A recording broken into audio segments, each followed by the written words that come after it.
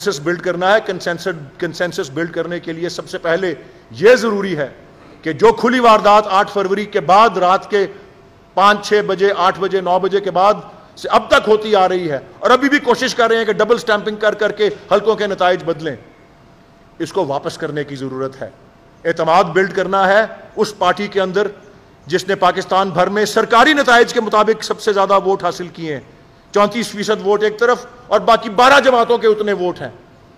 उस पार्टी को उसका जायज मुकाम, उसके बारे में कोई पॉलिसी बदलती हुई नजर नहीं आ रही। अभी तक जुल्म सितम और रियासती जबर का निशाना बनते जा रहे हैं। पुरअमन इज्तिमा करने का बात होती है हमारी तरफ से तो उसकी इजाजत नहीं मिलती। इसलिए होश के नाखुन लें, बजाय इसके कि बाहर के कोई लोग हमको जमहूरियत के आदाब सिखाना या जमहूरियत की अकदार क्या है, हमें खुद उन जमहूरी अकदार को अपनाना जो है जरूरी है। इसी की नतीजे में हम मुआशी तौर पर अपने आप को इस भंवर से निकाल सकते हैं जिसकी निशानदही अभी आपको मुजम्मिल साहब ने की है। बहुत शुक्रिया। शुक्रिया। कोई सवालात अगर हैं तो मैं जो नाराज़ है हमसे उनसे शुरू करते हैं। आइए जी।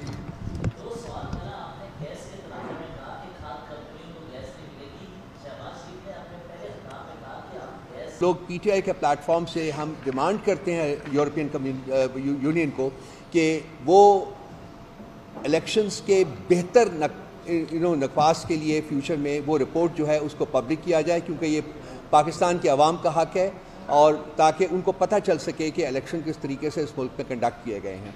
ये बहुत इंपॉर्टेंट है। इसके बाद कॉमनवेल्थ डेलीगेशन भी आया था, उनकी रिपोर्ट भी मेरा ख्याल है कि पब्लिकेशन की कंपाइलेशन की आखिरी स्टेजेस के ऊपर है और अगर वो भी उसको पब्लिक नहीं करते तो हम उनसे ये डिमांड करेंगे। तो ये एक छोटी सी बात मैंने आपके साथ शेयर करनी थी। अब मैं तकलीफ़ दूँगा मुजम्मिल साहब को कि इकॉनमी के ऊपर एंड बाकी रिलेटेड मैटर्स के ऊपर जो है वो आपसे बात करेंगे। Thank you. हाँ, हम यूरोपियन यूनियन को we are calling upon them, क्योंकि यूरोपियन यूनियन में हर सिटीज़न का राइट टू एक्सेस है और वो अगर कोई भी ईयू का सिटीज़न जो वो हम वो भी सोच रहे हैं कि उसको भी किया जाए कि ईयू में किसी सिटीज़न से रिक्वेस्ट की जाए कि वो रिपोर्ट पब्लिक की जाए। अल्टीमेटली तो हो जाएगी, बट अगर टाइमली वो पब्लिक हो जाए तो उसके पॉजिटिव नतीजे जो है वो आ सकते हैं। जी, बिस्मिल्लाहिर्रहमानिर्रहीम। सबसे पहले तो आप सब लोगों का शुक्रिया। मैं माजरत खा हूँ, 1 घंटा जो है सुबह फ़्लाइट 2.5 घंटे लेट हुई। पाकिस्तान में इस वक्त मामूल बन चुका हुआ है PIA की फ़्लाइट्स। मेरी पिछले 10 में से 6 फ़्लाइट्स लेट हुई हैं, तो कुछ नहीं कर सकते। अच्छा, ये आज जो मैं यहाँ आया हूँ ऑल द वे, उसमें आपको जो है पहली बात तो ये बता दें, क्लैरिफिकेशन दे दें कि PTI ने EU को GSP+ पे कोई लेटर नहीं लिखा था, जिस पे हमने पहले भी क्लैरिफिकेशन दे दी थी। और नहायत ही शर्मनाक बात है, मिनिस्टर ऑफ इंफॉर्मेशन जो है अता तारड़, वो जो है एक PMLN के सेल के इंफॉर्मेशन लीडर ज़्यादा रहे और पाकिस्तान के इंफॉर्मेशन मिनिस्टर कम रख के वो प्रोपेगेंडा फैलाते रहे और अभी तक उन्होंने उसकी माफ़ी नहीं मांगी।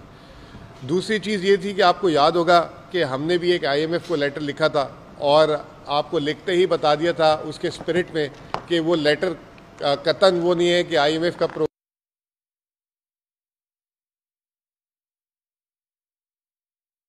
प्रोग्राम को रोका। उसका जो है एक IMF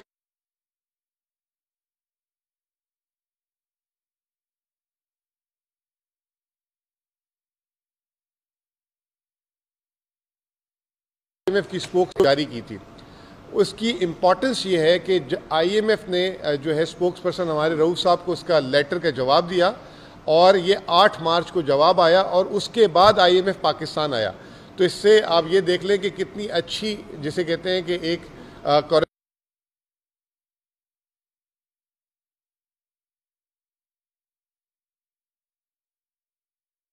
कॉरेस्पॉन्डेंस हुई। ऐसा ये भी बताया, जो हमने भी आपको, मैंने अपनी लास्ट प्रेस कॉन्फ्रेंस में भी बताया था कि IMF का मैंडेट नहीं होता डोमेस्टिक पॉलिटिक्स में। तो उन्होंने, उनके वर्डिंग है, ये आप सुन लें, the international institution with a narrow mandate on economic issues does not commit on domestic political developments. However, given the importance of the institutional environment for economic stability and growth, we do encourage free, fair and peaceful resolution of all electoral disputes. ये that is the key point, ये उन्होंने press release में ही बताई थी। तो उसके बाद आपको पता है कि IMF पाकिस्तान आया 9 से 14 से 19 मार्च तक, और सक्सेसफुली जो है IMF ने अपना प्रोग्राम मुकम्मल किया।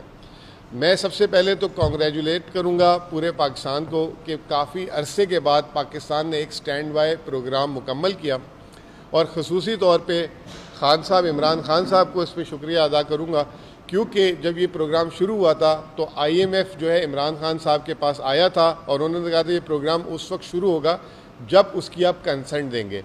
तो in the interest of Pakistan जो है हमने खान साहब ने इसका जो है कंसेंट दिया था, और ये प्रोग्राम स्टार्ट हुआ था। $3 अरब का स्टेबलाइजेशन प्रोग्राम था ये, जो स्टैंड बाय प्रोग्राम था।